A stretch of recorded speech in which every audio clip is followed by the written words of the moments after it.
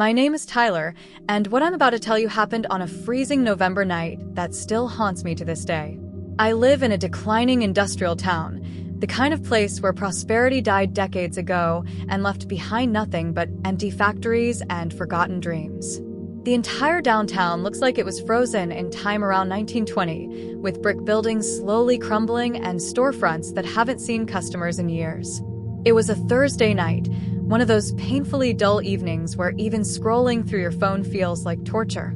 My friend Derek and I were practically dying from boredom in my cramped studio apartment on the edge of what used to be the factory district. We'd been binge-watching the same crime documentaries for the third time that week, and even that was losing its appeal. Derek and I have been inseparable since middle school. We're both into punk rock, both play in a band called Hollow Ground that practices every Saturday in his dad's garage, and both share a fascination with the darker, stranger parts of life. We dress mostly in black, keep our hair deliberately messy, and probably look like trouble to anyone over 40. But honestly, we're just two guys who love loud music and hate being bored. My name is Tyler, and what I'm about to tell you happened on a freezing November night that still haunts me to this day. I live in a declining industrial town, the kind of place where prosperity died decades ago and left behind nothing but empty factories and forgotten dreams. The entire downtown looks like it was frozen in time around 1920, with brick buildings slowly crumbling and storefronts that haven't seen customers in years. It was a Thursday night, one of those painfully dull evenings where even scrolling through your phone feels like torture. My friend Derek and I were practically dying from boredom in my cramped studio apartment on the edge of what used to be the factory district. We'd been binge-watching the same crime documentaries for the third time that week, and even that was losing its appeal. Derek and I have been inseparable since middle school. We're both into punk rock, both play in a band called Hollow Ground that practices every Saturday in his dad's garage, and both share a fascination with the darker, stranger parts of life. We dress mostly in black, keep our hair deliberately messy, and probably look like trouble to anyone over 40. But honestly, we're just two guys who love loud music and hate being bored. But Derek and I had grown up here. We knew every street, every shortcut, every place to avoid, and every place that was relatively safe. We'd been wandering around at strange hours since we were 16 without any serious incidents. We felt bulletproof, the way young guys always do before life teaches them otherwise. I grabbed the keys to my 2003 Ford Taurus, a beat-up sedan with a dented bumper and a stereo system that was worth more than the rest of the car combined. The engine sounded like it was held together with duct tape and prayers, but it ran, and that was all that mattered. We drove aimlessly through the empty streets for about 45 minutes, windows cracked despite the cold, blasting our favorite punk compilation. The Ramones' I Wanna Be Sedated echoed off the shuttered businesses, followed by Dead Kennedys, The Clash, Sex Pistols, all the classics that had shaped our musical identity and probably annoyed countless neighbors over the years. We cruised past the Victorian mansions on Hillside Avenue where the old money families used to live before the economy collapsed. Past the massive textile mill that had been abandoned since the early 2000s, its windows broken and walls covered in graffiti. Past the town square where the farmers market used to happen every weekend, now just an empty parking lot. Past the railroad crossing where freight trains used to rumble through every hour, now just rusted tracks disappearing into overgrown weeds. After nearly an hour of driving in circles, even that started to feel monotonous. That's when Derek suggested something that seemed perfectly reasonable at the time, but turned out to be one of the worst ideas either of us had ever had. Tyler, you know what would be epic? We should check out Riverside Cemetery, take some photos for inspiration. Those old Victorian monuments at night? That's the aesthetic we need for Final Breath. Pure gotiche atmosfere. The suggestion didn't sound crazy to me. As punk rockers with a morbid streak, we'd always been drawn to the aesthetic of mortality. Skulls, crosses, Victorian funeral art, anything that reminded people that death doesn't care about your plans or dreams. And Riverside Cemetery was actually famous in our region, one of the oldest burial grounds in the state, dating back to the early 1800s. The cemetery sits just north of downtown, stretching across nearly 40 acres of rolling hills and ancient trees. It's divided into two sections by County Road 12, which cuts straight through the middle. We decided to explore the historic section, the original burial ground that's separated from the newer area by a tall wrought iron fence. The fence itself is impressive, maybe 9 feet tall, with ornate Gothic designs and pointed finials along the top. The main gate features elaborate metalwork with angel faces and ivy patterns that must have cost a fortune back in the Victorian era. Time had turned the iron from black to a rusty brown, and some sections were bent or broken, but it still maintained a certain dignified presence. I parked on a side street near a flickering streetlight that provided unreliable illumination. The wind was seriously intense by then, strong enough to make the car rock slightly on its suspension. The air smelled like dead leaves, damp earth, and that crisp November cold that cuts right through your jacket. The fence wasn't particularly difficult to climb. There was a section where the decorative ironwork provided natural handholds and footholds, and we scaled it without much trouble, dropping down onto the leaf-covered ground on the other side with soft thuds. The historic section was immediately impressive. This wasn't just a cemetery.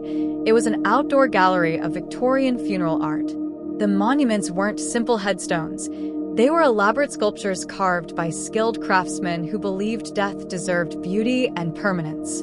Marble angels with wings spread wide, their faces carved with such detail that you could see individual feathers. Ornate crosses decorated with roses and lilies, the flowers so realistic they seemed like they might bloom. Tall obelisks pointing toward the sky like stone fingers. Mausoleums with stained glass windows and bronze doors that probably cost more than most people earned in a lifetime. Derek immediately pulled out his phone and started taking pictures, using the flash to capture details invisible in daylight. "Dude, check out this craftsmanship," he said, photographing an angel statue. "You can see every fold in the robe. They don't make art like this anymore." I started reading the inscriptions, recognizing family names from street signs around town. The Hendersons, who had owned the ironworks. The Caldwells, who had controlled the shipping industry when the river was still navigable. The Morgans, a banking family that had financed half the construction in town before the Great Depression wiped them out. "Look at this one." I called Derek over to an especially elaborate monument. Judge Samuel Caldwell, 1819 to 1888. A man of justice who served his community with honor and integrity. This obelisk is huge, must be 15 feet tall. The monument was surrounded by a decorative iron fence and flanked by 2 granite lions that looked like they were guarding the judge against any disturbance. Smaller headstones surrounded it, presumably family members who earned the privilege of being buried near the patriarch. We spent nearly an hour and a half exploring, photographing, and playing amateur historians. I know it might seem disrespectful, wandering around a cemetery at night taking pictures, but there was something genuinely fascinating about these remnants of lives lived a century before we were born. These people had survived the Civil War, witnessed the Industrial Revolution, experienced world wars, events that seemed like ancient history to us. We took dozens of photos. Some were artistic shots of the impressive monuments, others more casual. Derek posing dramatically next to weeping angels, me making exaggerated scared faces near the mausoleums, the kind of thing young guys do when they're bored and have a camera. The atmosphere was perfect for what we were looking for. Mysterious, historic, loaded with Gothic beauty. The moon was nearly full that night, providing enough natural light to navigate without tripping over the smaller markers or the decorative chains that connected posts around family plots. The wind continued howling through the bare branches of massive oak trees, creating a natural soundtrack that was both beautiful and unsettling. After thoroughly exploring and taking what felt like hundreds of photos, we decided to take a break near the center of the historic section, where a truly ancient elm tree dominated the landscape. This tree was clearly the oldest thing in the cemetery, probably planted in the late 1700s.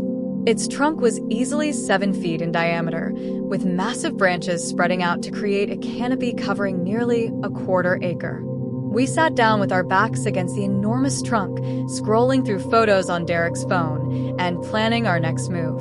The tree provided some shelter from the wind, creating a pocket of relative calm. "This would be absolutely perfect for a music video," I said, looking around at the Gothic scenery.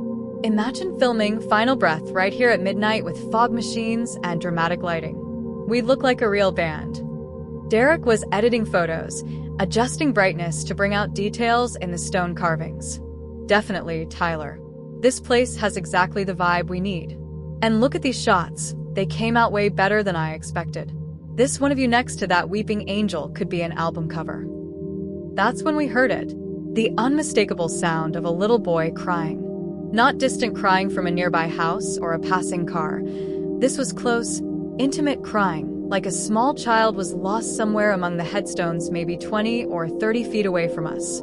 I immediately looked around, scanning the moonlit cemetery for any sign of movement. My first thought was rational. Sometimes people leave memorial items on children's graves, including motion-activated music boxes or electronic devices that play sounds to comfort grieving parents. Did you hear that? I asked Derek, mostly for confirmation. Yeah, I heard it. The little kid crying. Probably some kind of memorial toy with a motion sensor. People leave all kinds of stuff on kids' graves. We both shrugged it off and returned to our conversation. After all, we weren't the type to get spooked easily. We'd explored abandoned buildings, investigated supposedly haunted locations, spent nights in places that would terrify most people. We prided ourselves on being rational and skeptical. But then came that feeling. You know the one. That primitive, instinctive sensation that raises every hair on your arms and makes the back of your neck prickle. That ancient warning system that evolved over millions of years to tell our ancestors when predators were lurking nearby. I tried to dismiss it as atmospheric suggestion. Cemeteries at night naturally activate primitive fears, even in people who consider themselves rational. It's normal to feel a bit paranoid in a place like this. But the sensation intensified. It felt like invisible eyes were watching us, tracking our every movement, studying us from the shadows. That's when Derek spoke up, his voice lower and tenser than before. Tyler, I think someone's over there by those mausoleums. He pointed discreetly toward a row of elaborate stone buildings that lined the western edge of the cemetery. During the day, they were just impressive examples of Victorian funeral architecture. But at night, with shadows shifting in the wind, they became dark spaces that could hide anything. I squinted, trying to focus. The wind was making tree branches sway dramatically, creating constantly shifting patterns of moonlight and shadow.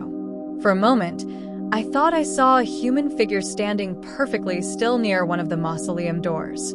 But when I blinked and looked again, I couldn't be sure if I was seeing a person or just the way shadows were falling. I don't know, man. Could just be shadows playing tricks. This wind is making everything look weird. But internally, I was getting uncomfortable. The combination of that persistent watched feeling, the possible presence of someone in the shadows, and that unexplained crying was getting under my skin. Derek kept staring at the mausoleums. Tyler, I'm telling you, there's definitely something moving over there. Not wind movement, human movement. Like someone's trying to stay hidden but can't quite manage it. Now I was genuinely nervous. Derek wasn't the type to imagine things or let his mind run wild. He was practical, logical, the guy who always found rational explanations.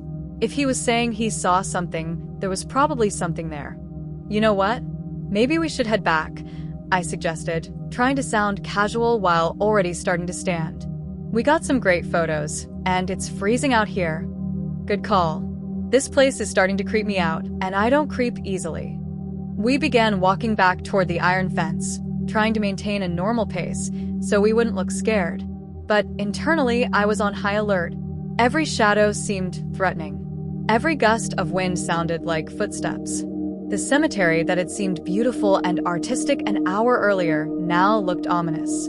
The weeping angels seemed to watch us with malevolent intent. The mausoleums looked like hiding places for things that shouldn't exist. We'd made it about halfway back when we heard it again. The exact same little boys crying. The exact same tone, the exact same duration, like someone had pressed replay. But this time it was coming from a completely different direction, somewhere off to our right, near a cluster of family plots. And immediately after the crying stopped, we heard footsteps. Not cautious sneaking, these were deliberate, purposeful steps, like someone had decided to stop hiding and was now walking directly toward us through the dead leaves. Every bit of rational skepticism evaporated instantly. Our fight-or-flight response kicked in with primal force. Without any discussion, we both broke into a full sprint. This wasn't casual jogging. This was panic-fueled running, the desperate kind you do when your ancient brain overrides all higher thought and screams to get away right now. We flew down the slope toward the newer section where my car was parked, moving faster than I thought possible. My legs felt mechanical, pumping with precision while my heart hammered against my ribs. Derek was right beside me, breathing hard, his phone's flashlight bouncing wildly and creating strobe effects across the headstones. The worst part was that the crying seemed to follow us. Every few seconds, that same heartbreaking sound would echo through the night, seeming to come from directly behind us, no matter how fast we ran. It was like having a soundtrack of terror accompanying our desperate flight. We reached my car in what felt like seconds, but was probably closer to 2 minutes of sustained sprinting. My hands shook so badly, I could barely get the key out of my pocket. Derek was already pulling on the passenger door handle, his face pale and covered in sweat despite the cold. "Come on, come on, come on," he chanted while I fumbled with the ignition. The Taurus coughed and sputtered, but mercifully started on the second try. Without checking for traffic, I threw it into drive and peeled out, leaving rubber on the pavement. It wasn't until we'd put about 5 minutes between us and the cemetery that our heart rates began returning to normal, and we could process what had happened. "What the hell was that?" Derek said, running his hands through his hair. "Tell me you heard all that too, because if I'm losing it, I need to know." The crying, the footsteps, the feeling of being watched, I experienced all of it. Whatever that was, we both went through it. It wasn't imagination. We decided to stop at Joe's Diner, the only 24-hour place in town, a beacon of fluorescent normalcy. We needed to calm down, gather our thoughts, and make sense of what we'd experienced. Plus, we were developing serious paranoia about the car. After what we'd been through, we couldn't shake the worry that someone might have tampered with the Taurus while we were in the cemetery. What if the person watching us had used our absence to sabotage the vehicle? What if drugs were hidden somewhere? What if someone was hiding in the back seat? We pulled up directly under one of the brightest lights in the diner's parking lot and decided to inspect the car thoroughly. We checked the front, hood, headlights, bumper, tires. Everything looked normal. We examined the sides, doors, windows, mirrors. Still nothing unusual. When we walked around to the back of the car, our blood turned to ice. Both rear doors were standing wide open, not just unlocked, completely open, as if someone had deliberately opened them and left them that way as a message. "Tyler," Derek said in barely a whisper, "did you open these doors tonight?" No. "I haven't opened the back doors in months. There's never any reason to." I didn't either. And they definitely weren't like this when we parked. We were absolutely certain. I always lock my car. It's an automatic habit. Even if I'd somehow forgotten, the doors wouldn't be standing open like this. Someone had deliberately tampered with our vehicle. The implications were terrifying. Had someone followed us? Had they been watching us the entire time, waiting to mess with our car? What was the purpose? And were they still around, watching us even now? I quickly checked the backseat interior to make sure no one was hiding there. Fortunately, it was empty except for some old fast food wrappers and a broken guitar strap. I slammed both doors shut, made sure they were locked, and we practically dove back into the front seats. I started the engine and drove away from the diner like we were being chased, which for all we knew, we were. The rest of the drive to Derek's house was completed in tense silence, both of us lost in thought. After dropping him off at his rental near the community college, I drove home to my apartment. But sleep was impossible. I spent the next 4 hours lying in bed, staring at the ceiling, replaying every moment in my mind and trying to come up with rational explanations. Maybe we'd overreacted in a spooky environment. Maybe there really was a motion-activated toy. Maybe the footsteps were animals. Maybe the car doors had a mechanical problem. But even as I tried to rationalize everything, I knew none of those explanations felt right. We'd experienced something genuinely unexplainable that night, something that challenged our understanding of reality. Years have passed since that November night, and I still don't have a satisfactory explanation for what Derek and I experienced. We've talked about it many times, and our memories have remained remarkably consistent. No embellishment, no exaggeration, no details that grew more dramatic with retelling. But there's one thing that continues to bother me, one aspect I can't dismiss or rationalize away. Ever since that night, whenever I tell the story, whether to close friends, casual acquaintances, or complete strangers, I get that same feeling I had while sitting under the elm tree. That primitive sensation that something is watching me from the shadows. That tingling at the back of my neck that tells me invisible eyes are tracking my every word. It's like something followed me home from Riverside Cemetery. Some presence that attached itself to me during those terrifying minutes among the old graves. And on certain nights, especially when the wind is howling and the temperature drops and the moon is nearly full like it was that November night, I swear I can hear it again. That same heartbreaking crying echoing in the darkness outside my window, carried on the wind like a message from something that refuses to stay buried in the past.